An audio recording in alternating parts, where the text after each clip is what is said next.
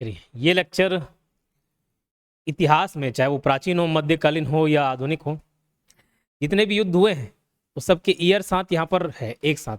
ये काम मैं आप लोग को बोला था करने के लिए, लेकिन नहीं की होगी उम्मीद है। जितने भी ईयर वाले पॉइंट है एक साथ लिखने बोला था, लेकिन कोई बात नहीं, चलो एक साथ ये नोट्स बन गया है।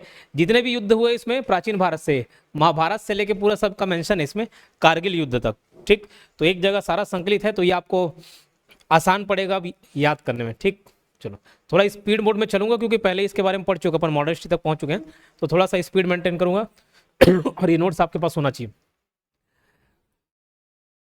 सबसे पहले कुरुक्षेत्र युद्ध, जो महाभारत युद्ध हुआ, किसके किसके बीच हुआ? कौरव पांडव। कौन जीते? पांडव जीते। और ये एक धर्म युद्ध का प्रतीक था। ठीक है, महाभारत कैसा युद्ध था? धर्म युद्ध था। फिर कलिंग युद्ध। कलिंग युद्ध आपको मालूम है अशोक और किसके बीच हुआ भाई? कलिंग राज्य के बीच हुआ। अशोक बनाम कलिंग राज। और इसमें अशोक ने इतना खून खराब बहाया कि आगे चल के उसने हिंसा त्याग दी और बौद्ध धर्म को अपनाया। फिर सिकंदर और पोरस का युद्ध हुआ था 326 बीसी में, बीसी यानी कि ईसा पूर्व 326 बीसी में अलेक्जेंडर और पोरस का युद्ध हुआ था। ठीक है, और आगे चल के 3 साल बाद वो मर जाता है 323 बीसी में। तो ये युद्ध किसके, कौन से नदी के किनारे हुआ था? तो झेलम नदी के किनारे, जिसमें पुरु यानी कि पोरस हार गया। ठीक है, लेकिन फिर भी उसके बहादुरी का कदर था किसको? सिकंदर को, तो उसको सम्मानित भी किया। ठीक, मगध और अवंती का युद्ध हुआ, ये बिंबिसार बनाम चंपा राज्य का था। तो ये याद रखना, बिंबिसार आपको मालूम है, बिंबिसार अलग है, बिंदुसार अलग है। ठीक, तो बिंबिसार बनाम चंपा राज्य, और ये मगध जीत जाता है, यानी कि बिंबिसार जीत जाता है और मगध राज्य का विस्तार होता है। एक मगध और कौशल का भी युद्ध हुआ, जिसमें अजातशत्रु बनाम कौशल राजा प्रसेनजीत के बीच में हुआ, जिसमें मगध जीत जाता है, यानी कि अजातशत्रु जीत जाता है। इसके ईयर नहीं है, बस नॉर्मली आपको याद रखना होगा। ये मगध के अंतर्गत जितने भी साम्राज्य थे, याद आ रहा होगा, हसीना की मौसी वाला याद आ रहा है, हरियक वंश, शिशुनाग वंश। ठीक है, नंद और कुरुक्षेत्र युद्ध हुआ, जिसमें नंद वंश और इसके खिलाफ बहुत सारे क्षत्रिय गणराज्य एक साथ मिलकर युद्ध करते हैं, लेकिन वो हार जाते हैं और परिणाम स्वरूप नंद वंश की शक्ति बढ़ जाती है, उसका साम्राज्य बढ़ जाता है। ठीक, लेकिन नंद वंश का जो घमंड है वो बढ़ते जा रहा था, बढ़ते जा रहा था, अत्याचारी बढ़ते जा रहा था, और आगे चल के यही मौर्य और नंद संघर्ष का कारण बना, जिसमें चाणक्य महाराज एक शिक्षक थे जिनका अपमानित कर दिया था किसने? धनानंद ने। तो वो चंद्रगुप्त के मिल के साथ युद्ध किया धनानंद के साथ, और इसमें जीत जाते हैं मौर्य साम्राज्य की। फिर यहीं से नींव रखी जाती है। तो ये बैटल कब हुआ? 321 बीसी। कब? 321 बीसी। फिर जब चंद्रगुप्त मौर्य गद्दी पर बैठता है, सेल्यूकस निकेटर जो कि सिकंदर का ही सेनापति था, है ना, उसके साथ 305 बीसी में, 305 बीसी में युद्ध होता है, जिसमें चंद्रगुप्त मौर्य जीत जाता है। संधि होता है, संधि के तहत कुछ क्षेत्र जैसे काबुल, कमरान, हेरात, कंधार, ये सब चंद्रगुप्त मौर्य को मिलते हैं, और बदले में वो 500 हाथी देता है सेल्यूकस निकेटर को। और सेल्यूकस निकेटर की जो बेटी है हेलेना या कार्नेलिया, उसके साथ चंद्रगुप्त मौर्य विवाह करता है। ठीक है, और सेल्यूकस निकेटर अपना एक राजदूत भेजता है, कौन? मेगास्थनीज, जो चंद्रगुप्त मौर्य के दरबार में रहता है। तो सीएम करके याद किए थे, सी चंद्रगुप्त मौर्य, एम मेगास्थनीज। ठीक है, वैसे बिंदुसार बाबूदाई करके याद किए थे, डाइमेकस बाबूदाई। और अशोक के समय में कौन रहता है? डायोनिसियस। ठीक, फिर संगम युद्ध किनके किनके बीच हुआ? तो संगम काल में हम तीन साम्राज्य के बारे में पढ़ते हैं, चेर, चोल, पांड्य, तो इसको भी याद रखना। और ये आपस में संघर्ष हुआ, इसलिए परिणाम क्या? दक्षिण भारत में सत्ता संघर्ष, कभी चोल जीत गए, चेर जीत गए, पांड्य जीत गए, ये पूछा जाता है। ठीक, तो जो 3 संगम का आयोजन हुआ वो कौन से शासन या कौन से शासक के देखरेख में हुआ? पांड्य के। कण्व और शुंग युद्ध हुआ। ठीक है, वो हसीना की मौसी वाले में देखे थे, कण्व, आंध्र, शुंग, ये सब आए। तो वसुकेंद्र या वासुदेव कण्व, जो कि कण्व वंश के संस्थापक भी हैं, इनका और शुंग वंश का फाइट चला, परिणाम स्वरूप शुंग वंश का अंत हो गया और वहां से कण्व वंश चालू हुआ। ठीक है, उसके बाद देखो तराइन का युद्ध, ये आप याद रखेंगे, तराइन का पहला बैटल। ये जितने इंपॉर्टेंट है सब यहाँ पे कवर कराएं। आपको मालूम पृथ्वीराज चौहान और मोहम्मद गौरी, इनके बीच फाइट हुआ है ना, पृथ्वीराज और मोहम्मद गौरी के बीच। इससे पहले भी मोहम्मद गौरी भारत में आने का प्रयास किया था। ठीक है, तो उसमें गुजरात के चालुक्य सोलंकी वंश भीम रीति से उसका सामना हुआ और हार गया था। उसके बाद फिर से इसने भारत पर आक्रमण किया। तो पहला बैटल 1191 में होता है, तराइन का पहला, और तराइन का दूसरा बैटल, दूसरा युद्ध 1192, ठीक 1 साल बाद होता है। तो पहले वाले में हार जाता है, लेकिन दूसरे वाले में जीतता है। उसके बाद देखो चंदावर का युद्ध हुआ 1194 में, इसी का संयोगी था जयचंद, है ना, उसी के साथ युद्ध हो जाता है, मोहम्मद गौरी बनाम जयचंद, जिसमें जयचंद को मार देता है। और कन्नौज पर कब्जा कर लेता है। उसके बाद रणथंभौर युद्ध, तो हम दिल्ली सल्तनत जैसे ही चालू होता है वहां से गुलाम वंश, फिर गुलाम वंश के बाद खिलजी वंश। तो खिलजी वाला पॉइंट याद रख लेना। देखो कुछ युद्ध खिलजी के अंतर्गत अलाउद्दीन खिलजी लड़ा है, अलाउद्दीन खिलजी, और कुछ उसका सेनापति मलिक काफूर लड़ा है। तो लाइन से याद रखना 1299, 1301, 1303, 1305। ठीक है, इसके युद्ध लाइन से आप याद रखेंगे 1299, 1301, 1303 और 1305। 1305 मालवा, 1303 चित्तौड़, 1301 रणथंभौर और 1299 गुजरात। तो 4 ये युद्ध लड़ता है, इसको आप याद रखेंगे। तो गुजरात में उसके सेनापति थे नुसरत खां और उलुग खां। अलाउद्दीन खिलजी के सेनापति थे नुसरत खां, इसको याद रख लेना, नुसरत खां और उलुग खां। ठीक है, उलुग खां ये अलाउद्दीन खिलजी के सेनापति थे। मलिक काफूर नहीं था, मलिक काफूर इधर इन्वॉल्व नहीं था, वो दक्षिण भारत में था। ठीक है तो नुसरत खां और उलुग खां, और यहीं से मलिक काफूर को भी लेके आया था गुलाम बना के, मतलब गुलाम था पहले से, उसको लेके आया था। तो नुसरत खां और उलुग खां, इसको याद रखेंगे आप। और गुजरात के कौन से शासक को हराए? तो करण देव द्वितीय को, करण देव द्वितीय को पराजित किए। ठीक फिर रणथंभौर में हम्मीर देव को हराया, ये अलाउद्दीन खिलजी का फाइट है। रणथंभौर में हम्मीर देव को हराया। चित्तौड़ में रतन सिंह को हराया, इसकी कहानी पद्मावती वाले में आप देखे होंगे। रतन सिंह और देवगिरी का युद्ध हुआ, इसमें रामचंद्र को हराया। ठीक है, 1296 का देवगिरी का युद्ध हुआ। ये देवगिरी का युद्ध 1296। एक ये याद रखना, मालवा का युद्ध में सेनापति थे एनुल मुल्क, लेकिन छोड़ो उसको मत याद रखो, बस 1305 मालवा याद रख लेना। उसके बाद एक युद्ध देवगिरी वाला 1296 में लड़ता है अलाउद्दीन खिलजी और यादव राजा रामचंद्र, और इसका बेटा सेना लेके निकल जा रहा था, ये कहानी बताया था। तो 1296 देवगिरी का युद्ध याद रखना। ठीक, फिर वारंगल का युद्ध, वारंगल का युद्ध ये 1310, कहीं कहीं 1309 भी मिलेगा, 1309 1310। ये अलाउद्दीन खिलजी बनाम काकती वंश था, और वारंगल के शासक थे प्रताप रुद्र। ठीक है, तो प्रताप रुद्र को आप नाम याद रखना। फिर एक मदुरई युद्ध हुआ है, तो ये वरंगल या वरंगड़ा जो लिखा हुआ है दरअसल वारंगल है। वारंगल में काकती वंश थे, प्रताप रुद्र। ये सब मलिक काफूर के नेतृत्व में हुआ। देवगिरी बाद में और जाता है ना रामचंद्र, तो मलिक काफूर के नेतृत्व में, वारंगल मलिक काफूर के नेतृत्व में। मदुरै जो युद्ध हुआ, मदुरै पांड्य साम्राज्य के ऊपर आक्रमण किया गया था 1310 से 11 के बीच में, और मलिक काफूर यहाँ पे भी वीर पांड्य को हरा दिया रहता है। ठीक है, फिर पानीपत का पहला युद्ध, पानीपत का पहला युद्ध कौन लड़ा? बाबर लड़ा। तो बाबर लाइन से 4 युद्ध लड़ता है, 1526, 27, 28 और 29, और 30 में मर जाता है। तो पानी खाना चंद देरी किया, घाघरा पहनाक मारा से रिलेट करके याद किए थे। तो पानीपत का पहला युद्ध 1526, खानवा 27, घाघरा चंदेरी मिस हो गया ना, चंदेरी 28 और फिर 1529। तो इसमें बाबर और इब्राहिम लोदी के बीच हर युद्ध बाबर जीतता है। खानवाले में राणा संगा के खिलाफ, चंदेरी में मेदनी राय था, और घाघरा में अफगान सेना थी, मतलब अफगान और बंगाल की सेना एकजुट होकर लड़ी थी। उसके बाद 1530 में आपको मालूम है, 1530 में जब बाबर की मृत्यु होती तो गद्दी पे कौन बैठता है? हुमायूं। ठीक है, गद्दी पे कौन बैठता है 1530 में? हुमायूं। और आपको मालूम 1530 से इसका शासन कब तक चलता है? 1555-56 तक का चलता है। ठीक अब उस बीच में इसने कई सारे युद्ध लड़े, जैसे 1531 का देवरा का युद्ध था इसका। उसके बाद 1539, 1540 ये देवरा का युद्ध, बस ऐसे ईयर याद रख लेना, 1539 चौसा। फिर दूसरा बिलग्राम, या उसको कन्नौज का भी युद्ध बोलते हैं, बिलग्राम या कन्नौज का युद्ध। तो 1531 चौसा, 1531 देवरा, 1539 चौसा, फिर 1540 बिलग्राम, या इसी कोई कन्नौज का भी युद्ध बोलते हैं। ठीक, अब चौसा और बिलग्राम में इसका सामना किसके साथ होता है? शेरशाह सूरी के साथ होता है। तो ये 3 युद्ध हुआ। फिर चौथा युद्ध 1555 में आपको मालूम ये भाग जाता है युद्ध, बिलग्राम कन्नौज का युद्ध जब हारता है तो ये हुमायूं बाहर भाग जाता है, वापस आता है कब? जब शेरशाह की मृत्यु जाती है, शेरशाह सूरी की मृत्यु जाती है। तो फिर शेरशाह सूरी के जो बेटे हैं आपस में लड़ने झगड़ने लग जाते हैं, तो इसको एक मौका मिल जाता है। तो 1555 में सरहिंद का युद्ध होता है, तो हुमायूं और सिकंदर सूरी के बीच। सिकंदर सूरी, ये सूरी वंश का ही रहता है, शेरशाह सूरी का ही बेटा है। ठीक है, तो चलो फिर आपको मालूम बहुत ही इंपॉर्टेंट, पानीपत के 3 युद्ध हुए। पहला युद्ध तो 1526 में हुआ, दूसरा 56 में हुआ, तीसरा 1761 में हुआ। पहला युद्ध बाबर और इब्राहिम लोदी। दूसरा जो 1556 का युद्ध हुआ अकबर और हेमू के बीच। और तीसरा मराठे और अहमद शाह अब्दाली के बीच हुआ। 1556 में क्या हुआ तो हुमायूं की सीढ़ी से गिरकर मृत्यु हो जाती है लाइब्रेरी वाले से।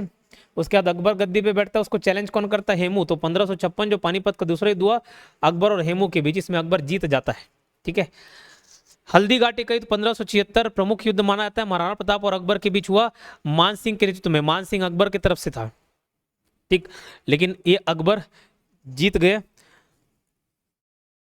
अहमदनगर का युद्ध 1600, ये चांद बीबी के साथ युद्ध हुआ 1599 और 1600 में इनका स्ट्रगल हुआ। इसमें भी चांद बीबी हार जाती है। ठीक, ये खुर्दा का युद्ध है, इसको छोड़ दो, उतना कुछ खास नहीं है। बीजापुर स्ट्रगल चला, शाहजहां के उत्तराधिकारी संघर्ष कर रहे थे। संभाजी और औरंगजेब युद्ध, तो ये जो संभाजी हैं शिवाजी के बेटे रहते हैं। आपको मालूम 1680 में शिवाजी की मृत्यु जाती है, फिर 1680 से 1689 तक गद्दी कौन संभालता है? संभाजी, है ना, संभाजी। और संभाजी के बेटे रहते हैं साहू जी, जिसको कब्जा कर लिया जाता है, कब्जे में रखते हैं औरंगजेब अपने पास। और उसके बिहाफ पे राजा राम करके एक भाई थे शिवाजी के, राजा राम, वो गद्दी संभालते हैं। तो संभाजी और औरंगजेब युद्ध 1681 से चालू हुआ, क्योंकि 1680 में मृत्यु जाती किसकी? शिवाजी की। ठीक है, उसके बाद से। लेकिन ये 1707 जो संघर्ष है वो केवल संभाजी के साथ नहीं, संभाजी, राजा राम, इन लोगों के साथ है। 1707 में जब उसकी मृत्यु होती है औरंगजेब की, तब साहू जी छूट कर आते हैं। ठीक है, तो ये संभाजी औरंगजेब युद्ध लंबा चलता है 1681 से 1707। लेकिन जो संभाजी है 1689 में उनकी मृत्यु हो जाती है, फिर राजा राम उस संघर्ष को संभालते हैं। तो ये मराठे बनाम मुगल का युद्ध था, समझ लो। भावनगर ये छोड़ देना, उतना इंपॉर्टेंट नहीं है। प्लासी का युद्ध, अंग्रेज जब भारत आए सबसे पहले प्लासी पर उन्होंने युद्ध छेड़ा 1557 में। इसमें अंग्रेज और सिराजुद्दौला थे, और मीर जाफर की धोखाधड़ी की वजह से युद्ध हार जाते हैं। ठीक है, फिर बक्सर का युद्ध 1764 में। इसमें अंग्रेज 3 लोगों की सेना को एक साथ हरा देते हैं। मीर कासिम जो कि पूर्व नवाब था बंगाल का, अवध का नवाब शुजाउद्दौला, और शाह आलम द्वितीय जो कि मुगल बादशाह था। इसमें भी अंग्रेज जीत जाते हैं। फिर देखो, ये तो बंगाल तरफ के क्षेत्र में इन्होंने लड़ाइयाँ लड़ी। फिर दक्षिण भारत में लोग फोकस करते हैं, तो आंग्ल मैसूर युद्ध होता है। 4 आंग्ल मैसूर युद्ध हुआ। पहला 1767 से 69, दूसरा 1780 से 84, तीसरा 1790 से 92, और चौथा 1799। इन दोनों में हैदर अली नेतृत्व करता था मैसूर के तरफ से। लेकिन इस सेकंड युद्ध में 1782 में हैदर अली की मृत्यु जाती है। और उसी समय मैदान में गद्दी कौन संभालता है भैया? टीपू सुल्तान। उसके बाद इन दोनों युद्ध में कौन था? टीपू सुल्तान था, टीपू सुल्तान। लेकिन 1799 में उसकी भी मृत्यु जाती है। और इनमें सभी में संधि हुई। मामाश्री करके कोड याद रख लेना, मामाश्री। मद्रास, ये जो पहला युद्ध है मैसूर का, ये मद्रास की संधि के साथ खत्म हुआ। दूसरा वाला मंगलौर, जैसे बेंगलोर है वैसे मंगलौर का। और ये जो तीसरा युद्ध है श्रीरंगपट्टनम। बोले सर चौथे वाले में क्यों संधि नहीं हुआ? इसमें अंग्रेजों ने मैसूर राज्य पर सहायक संधि थोप दी। सबसे पहले हैदराबाद में होता, 1798 में सहायक संधि लागू किया गया। 1799 में मैसूर राज्य पर लागू किया गया, और वोडेयार वंश का एक बच्चे को यहाँ पर गद्दी में बैठा दिए। ठीक है, यही लिखा हुआ है, इसको देख लेना। फिर आंग्ल मराठा युद्ध हुआ। 3 आंग्ल मराठा युद्ध हुए। जैसे 4 आंग्ल मैसूर युद्ध हुए, ऐसे 3 आंग्ल मराठा युद्ध हुए। पहला आंग्ल मराठा युद्ध 1775 से 82 में चला है। ठीक, ये सालबाई संधि के साथ खत्म हुआ है। मराठा ये टॉपिक के अंतर्गत देखे थे, 1782 सालबाई संधि के साथ खत्म हुआ। मराठा का दूसरा युद्ध 1803 से 5 हुआ। ये वेलजली बनाम सिंधी और भोसले के साथ हुआ, यानी कि मराठा ही थे। और तीसरे में भी युद्ध हुआ 1817 से 1818 19 तक खिंचाता है। इसमें पेशवा बाजीराव द्वितीय और अंग्रेज के खिलाफ युद्ध होता है, जिसमें ये हार जाते हैं मराठे। ठीक, तो मराठा साम्राज्य का अंतिम रूप से अंत हो जाता है, और यहीं से छत्तीसगढ़ भी अंग्रेजों के प्रभाव में आ जाता है। अंग्रेज मैसूर तो पढ़ डाले। आंग्ल सिख युद्ध, 2 आंग्ल सिख युद्ध होते हैं। आंग्ल मैसूर पढ़ लिए, आंग्ल मराठा देख लिए। अब आंग्ल सिख, 2 आंग्ल सिख युद्ध होते हैं 1845 से 40। ठीक, इसमें ब्रिटिश जीत जाते हैं। लाहौर की संधि होती है। लाभ करके मैंने एक पॉइंट बताया था, लाभ। तो पहले युद्ध के दौरान ही 1846 में ही 2 संधि होती है, ला से लाहौर और भा से भैरावल। 1845 से 46 पहला आंग्ल सिख युद्ध होता है। दूसरा आंग्ल सिख युद्ध 1848 से 49 में, इसमें भी सिख पराजित हो जाते हैं। और जो दिलीप सिंह रहते हैं राजा, सिख राजा, उनको इंग्लैंड भेज दिया था पढ़ाई के लिए। फिर आंग्ल अफगान युद्ध चलता है। 3 आंग्ल अफगान युद्ध, मैंने बताया था कि ये अफगानिस्तान को जीतना रशिया और ब्रिटेन दोनों के लिए जरूरी हो गया था। ये ग्रेट गेम चल रहा था रशिया और ब्रिटेन के बीच में, और इसी के तहत अफगानिस्तान के साथ युद्ध छेड़ दिए थे। तो ब्रिटिश और अफगानिस्तान का युद्ध हुआ जिसमें ब्रिटिश हार गए, ठीक है। दूसरे वाले अफगान युद्ध हुआ 1878 से 80 में। तो पहला 1839 से 42, फिर 1878 से 80, और तीसरा वाला 1919 में 1919 में होता है, ठीक। तो 3 युद्ध याद रखना। तीसरे वाले में अमन उल्लाह या अमान उल्लाह, ये अफगानिस्तान की तरफ से थे। फिर आंग्ल बर्मा युद्ध हुआ, लेकिन आंग्ल बर्मा से पहले आंग्ल नेपाल युद्ध याद रख लेना आप। आंग्ल नेपाल कब हुआ भैया? 1814 से 16, सा से संगौली, ये युद्ध जो है संगौली की संधि के साथ खत्म हुआ। इसमें नेपाल पहले आगे आके लड़ा है ना, कुछ कुछ कब्जा कर लेते क्षेत्र को, अंग्रेजों के क्षेत्र को कब्जा किया, उसके वजह से अंग्रेज पलटवार किया और नेपाल को हरा दिया। 1814 से 16 ये युद्ध चला है। सा से 16, सा से संगौली की संधि। फिर जस्ट 10 साल बाद 1824 से 26 ये आंग्ल बर्मा युद्ध चालू आता है। एंग्लो बर्मिस वॉर बोलते हैं 1824 से 26। तो ये दूसरा बर्मा युद्ध हुआ। अच्छा, पहले में तो 26 याद रखना, फिर यहाँ से दूसरा 26 का डबल कर दोगे 52। तो 1852 में दूसरा आंग्ल बर्मा युद्ध हुआ, और तीसरा जब कांग्रेस का गठन हुआ था नहीं 1885 में, उसी समय तीसरा आंग्ल बर्मा युद्ध होता है, ठीक है। तो पहले वाले में देखो बर्मा के कुछ हिस्से पर कब्जा किए, दूसरे वाले में बर्मा का दक्षिणी भाग लोअर बर्मा और पीगू पर कब्जा कर लिए। तीसरा भी युद्ध हुआ, बर्मा को फाइनली ब्रिटिश भारत का हिस्सा बना लिए। आगे चल के कब आजाद होता है? 1937 में, ठीक है। गवर्नमेंट ऑफ इंडिया एक्ट 1935 के तहत 1937 में आजाद आता है। नेपाल के साथ बता दिए 1914 से 16, जो कि सुगौली संधि के साथ अंत होता है, ठीक। इसमें याद रखना ये यानडूब की संधि के साथ खत्म होता है पहला बर्मा युद्ध। तो इसी को ये एक असम युद्ध के नाम से भी जानते हैं, याद रखना, असम युद्ध। तो जो बर्मा युद्ध है, बर्मा असम उधरी लगा हुआ है, तो ये असम युद्ध से भी जाना जाता है। 24 और 26 अगर कभी असम दे दे तो। आंग्ल सिख तो अच्छा ये सिंध है, आंग्ल नेपाल करोगे। एंग्लो सिंध वॉर, तो सिंध युद्ध हुआ 1843 में, ठीक है। सिंध युद्ध हुआ 1843 में। एलन बैरो का समय था जिसमें सिंध पर कब्जा कर लिया गया। ये बताया अफगानिस्तान ना सही, अफगानिस्तान तो 1839 में स्टार्ट कर दिए थे, 39 से 42 तक चला था।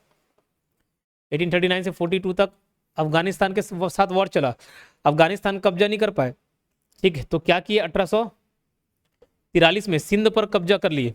ये एलन बैरो के समय में हुआ है, ठीक। तो चार्ल्स नेपियर बनाम तालपुर शासक, सिंध जो है वो ब्रिटिश साम्राज्य में मिला लिया गया, इसको याद रखना। थोड़ा सा स्पीड इसलिए चला रहा हूँ क्योंकि पढ़ा चुका हूँ, सिर्फ रिविजन मोड है, इसको ध्यान रखेंगे। मेरठ विद्रोह 1857 में हुआ है। तो ये 1857 की क्रांति के दौरान हुए युद्ध हैं। जैसे मेरठ विद्रोह 1857 में हुआ। कानपुर जो कि नाना साहेब के नेतृत्व में हो रहा था, ये अंग्रेज बाद में ये नेपाल चले गए थे। झांसी का युद्ध 1858 तक खींच गया भैया, ये रानी लक्ष्मीबाई नेतृत्व करी थी। दिल्ली का युद्ध 1857 में ये मुगल बादशाह बहादुर शाह द्वितीय या बहादुर शाह जफर लड़ रहे थे, ठीक है। लखनऊ का युद्ध हुआ 1857, जो बेगम हजरत महल थी, ये अवध किए नवाब को हटा दिए थे ना, तो उसी की बीवी थी बेगम हजरत महल, वो लड़ाई लड़ी, ठीक। फिर 1857 के बाद अगर हम देखें 1858 में शासन का अंत हो जाता है, कंपनी शासन से क्राउन शासन की शुरुआत हो जाती है। 1857 के विद्रोह के बाद ब्रिटिश संसद ईस्ट इंडिया कंपनी पर नियंत्रण लगाती है, अपना एक एक्ट लाती है, और उसके तहत पूरा जो शासन का जिम्मा है क्राउन शासन के ऊपर आता है। क्राउन मतलब वो ब्रिटिश साम्राज्य के ऊपर, ठीक। 1919 में आपको मालूम जलियांवाला बाग नरसंहार हुआ। युद्ध में भले पढ़ रहे हैं लेकिन एक ईयर फैक्ट दिया हुआ, इसलिए इसको याद रख लेना। 1919 में जलियांवाला बाग नरसंहार हुआ। 1919 में रॉलेट एक्ट का विरोध किया गया, इसी में ही रॉलेट सत्याग्रह भी हुआ। 1920 में अगर देखें तो असहयोग आंदोलन भी चालू हुआ है, ठीक है। 1920 में असहयोग आंदोलन चालू हुआ और 22 में चौरी चौरा कांड की वजह से गांधी जी ने इनको समाप्त कर दिए। 1930 में डांडी मार्च हुआ, नमक सत्याग्रह, और यहीं से कौन सा मूवमेंट चालू होता है? सिविल डिसोबीडियंस मूवमेंट, सविनय अवज्ञा आंदोलन। 12 मार्च को ये डांडी यात्रा शुरू होता है, 6 अप्रैल को खत्म होता है, और वहीं से सिविल डिसोबीडियंस चालू हो जाता है। ये किसके समय में हुआ पूछा जाए तो इरविन के समय में। तो आगे चल के इरविन के ऊपर दबाव बनता है कि भैया ये आंदोलन को स्थगित करवाओ और गांधी जी को या कांग्रेस को गोलमेज सम्मेलन में भाग लेने के लिए बुलाओ। तो 1931 में गांधी और इरविन के बीच समझौता होता है, जिसको गांधी इरविन पैक्ट बोला जाता है, ठीक है। तो कुछ समय के लिए स्थगित करते हैं सविनय अवज्ञा आंदोलन को, लेकिन वहां गांधी जी सेटिस्फाई नहीं होते गोलमेज सम्मेलन से। वापस आने के बाद फिर आंदोलन चालू करते हैं, लेकिन उस समय तुरंत गांधी जी को गिरफ्तार कर लिया जाता है। फिर 1932 में भारत छोड़ो आंदोलन चला, करो या मरो आंदोलन। इसमें नारा दिए थे गांधी जी ने, करो या मरो, डू और डाई। 1947 में भैया भारत पाकिस्तान का युद्ध होता है कश्मीर मुद्दे पर। 1962 में भारत चीन का युद्ध होता है। 1965 में भारत और पाकिस्तान का फिर युद्ध होता है कश्मीर को लेकर, ताशकंद समझौता हुआ आगे चल के। 1971 में भी भारत पाक युद्ध होता है, और एक बांग्लादेश मुक्ति संग्राम भी होता है। बांग्लादेश को अलग करवाते हैं, इंदिरा गांधी के समय बांग्लादेश दिन है इंदिरा गांधी का। 1919 में कारगिल युद्ध, ठीक। तालीकोटा को, मिडिवल का थोड़ा सा और कुछ युद्ध देख लेते हैं। तालीकोटा के युद्ध 1565, इसको दक्षिण भारत का महाभारत युद्ध बोला जाता है। तो ये विजयनगर साम्राज्य बनाम दक्कन सल्तनत था। दक्कन सल्तनत में बरार को छोड़ के बाकी सब शामिल थे। कौन कौन से? गोलकुंडा हो गया, बीदर हो गया, है ना, अहमदनगर, ये सब सल्तनत शामिल थे। तो विजयनगर बनाम दक्कन सल्तनत, यानी कि बहमनी साम्राज्य आप बोल सकते हो, जिसमें विजयनगर साम्राज्य हार जाता है 1565 में, ठीक। खानदेश का युद्ध होता है, ये अकबर बनाम फतेह का उतना इंपॉर्टेंट नहीं है। तोरना युद्ध या तोरन का युद्ध, जो शिवाजी ने तोरन किले पर अधिकार किए थे ना, वो है। तो शिवाजी बनाम आदिल शाही वंश के साथ युद्ध हुआ था, जिसमें शिवाजी जो है तोरन किले पर अधिकार कर लेते हैं, ठीक। आगे चल के जो शिवाजी काफी परेशान करते हैं औरंगजेब को, तो औरंगजेब एक राजपूत शासक रहता है जयसिंह, उसको भेजते हैं आक्रमण करने के लिए। तो जयसिंह और शिवाजी के बीच पुरंदर का युद्ध होता है, जिसमें शिवाजी बैकफुट पर आ जाते हैं और परिणाम स्वरूप संधि करना पड़ता है, ठीक। और इसी संधि के तहत औरंगजेब से मिलने जा रहे थे। संगमनेर का युद्ध है। ये संगमनेर का युद्ध इसलिए इंपॉर्टेंट है, ये मराठा वाले टॉपिक में नहीं कराया हूं, इसको नोट डाउन कर लेना अपने नोट्स में। 1680 में शिवाजी की मृत्यु होती है, 1680 में, 1680, ठीक। एक साल पहले 1679 में संगमनेर का युद्ध इसलिए इंपॉर्टेंट हो जाता है क्योंकि ये शिवाजी का अंतिम युद्ध था। इनके बाद इनकी मृत्यु हो जाती है। तो शिवाजी बनाम मुगल, परिणाम क्या था? तो ये अंतिम युद्ध था। शिवाजी की मृत्यु के बाद साम्राज्य थोड़ा कमजोर होना चालू हो गया था। पानीपत का तीसरा युद्ध 1761, मराठा बनाम अहमद शाह अब्दाली, जिसमें मराठों की हार हो जाती है और वहीं से मराठा शक्ति का पतन होना चालू हो जाता है।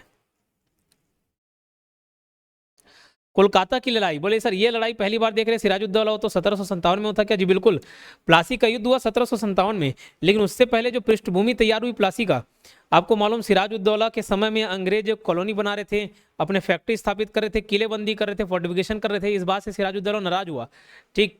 और कई बार चेतावनी देने के बावजूद अंग्रेज नहीं माने, तो एक ब्लैक होल ट्रेजेडी वाली घटना हुई थी, ठीक है। ब्लैक होल ट्रेजेडी वाली घटना हुई थी, आपको मालूम होगा, जिसमें सिराजुद्दौला ने 146 लोग को एक कमरे में दान दिया, 23 लोग ही बच पाया, ऐसा कुछ घटना हुआ था, ठीक है। तो 1757 से पहले भी सिराजुद्दौला कोलकाता पर चढ़ाई कर दिया था। बाद में अंग्रेज आए, फिर सिराजुद्दौला को हराए, और एक बार फिर से 1757 में दोबारा अंग्रेजों ने इसके ऊपर चढ़ाई कर दी और फाइनली उसको निपटाई दिए, ठीक। तो ये कोलकाता की लड़ाई है 1756 का। वांडी वॉश का युद्ध, यहाँ पर भारत में दो प्रमुख प्रतिद्वंदी अगर देखा जाए कंपनी के रूप में, तो एक अंग्रेज था, एक फ्रांसीसी थे, ठीक है, अंग्रेज और फ्रांसीसी।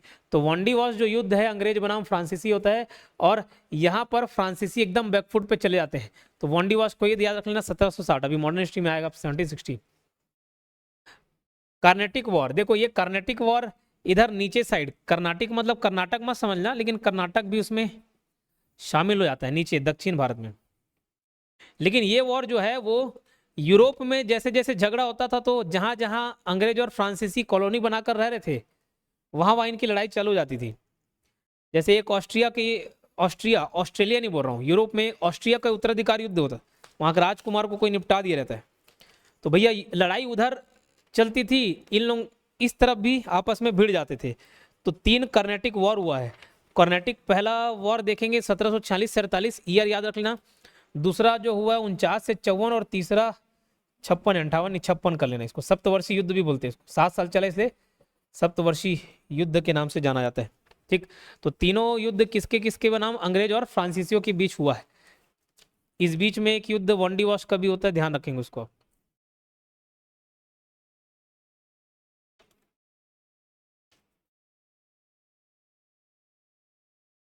अलग अलग संधि भी है इसमें, एक एला, पहला वाला तो एला शापल की संधि थी, इसमें कुछ पेरिस की भी संधि होती है, अलग अलग संधि के साथ ये कर्नाटक वॉर का अंत हुआ है। असम युद्ध, ये मैंने बताया वो आंग्ल बर्मा वाला ही है, उसको आंग्ल बर्मा नाम से याद रखें ज़्यादा बेहतर है। खालसा युद्ध ये पंजाब और ब्रिटिश साम्राज्य के बीच था।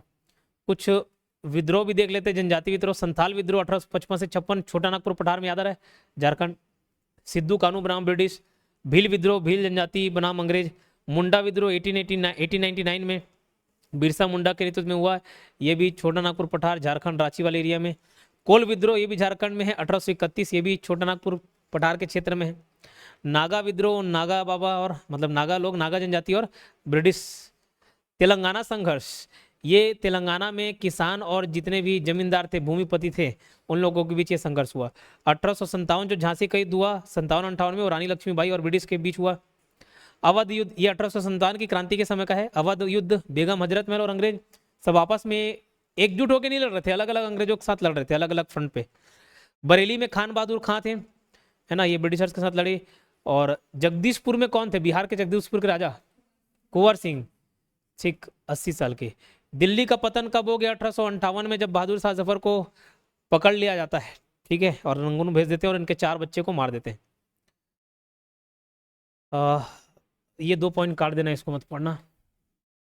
1917 में बिहार में नील किसानों का, नील मजदूरों का आंदोलन हुआ, जिसमें कौन पार्टिसिपेट किए थे, समझ लो, महात्मा गांधी, ठीक, चंपारण बिहार में। 1920 में असहयोग आंदोलन चालू हुआ था, इसको आप याद रखेंगे। 1930 में दांडी यात्रा किए थे, और वहीं जब नमक बनाकर कानून तोड़े, वहीं से कौन सा आंदोलन चालू हुआ, सविनय अवज्ञा आंदोलन। 1942 में भारत छोड़ो आंदोलन चलो।